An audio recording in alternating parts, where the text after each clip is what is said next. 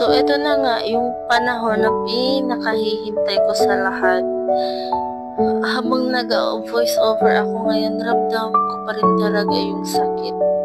Sakit na makita yung mama at papa ko na hindi na magkasama. Although na masaya naman sila sa kanilang mga pamilya, pero iba talaga yung alam mo na yung mama at papa mo magkasama sa isang. So anyway guys, tanggap naman namin sila guys kung may sarili silang pamilya. So ngayon is graduation nga yan ng kapatid ko. So pinapunta ko yung mama ko, pinaano ko na din yung asawa niya para din hindi ma-awkward yung dalawa. So yung papa ko naman is pinasama ko na din yung asawa niya, pero iniwan din siya ng asawa niya doon sa mismong graduation ng kapatid ko, kasi nga naintindihan ko naman si auntie is hindi niya makita na yung papa at mama ko magkikita ulit. So naintindihan ko naman siya guys. Alam nyo guys, yung pinakamasakit is ilang gabi ako hindi makatulog kasi kakaisip ko kung ano ba yung kalalabasan nito.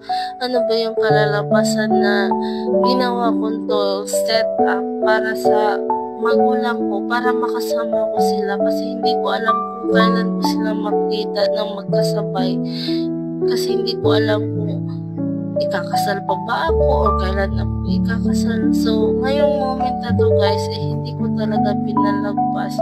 So nag-ipon talaga ako ng pera, tsaka naghati kami, pati ng partner ko naghati kami para lang makasama sila guys. So thankful ako guys, kasi kahit ganito naman walang nangyari, smooth lahat ng ano ko. Kahit yung mama ko, papa ko wala yung upuan, kasi nga ayoko talaga ng gusto ko lang makita na masaya sila. So hindi nga talaga ako nakapag-video ng maayos guys, kasi gusto ko talaga makita silang dalawa or ma-enjoy yung moment nakasama sila. So yun naman guys. A life that burned so brightly, a heart that gave so much, a soul that lifted others with a simple gentle touch.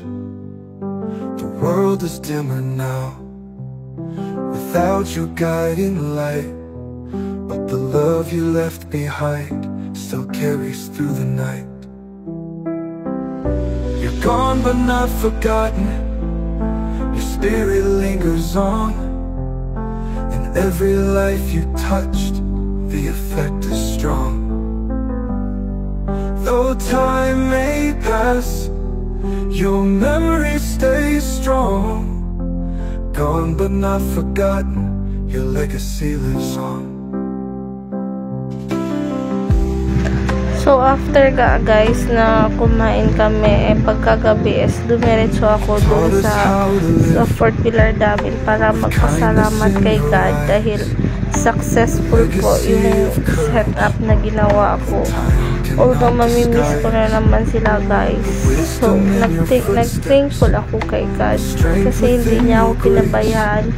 Hindi kami pinabayaan na maging okay ang lahat. So yun naman guys, maraming salamat.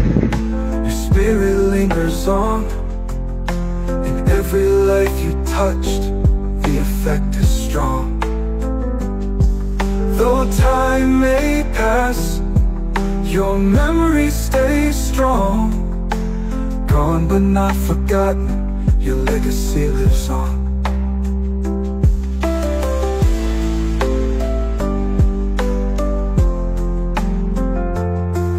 We mourn the loss, but celebrate the love you gave. In every cherished memory, your heart is what we save. Though your journey's ended, your light will never fade. Every breath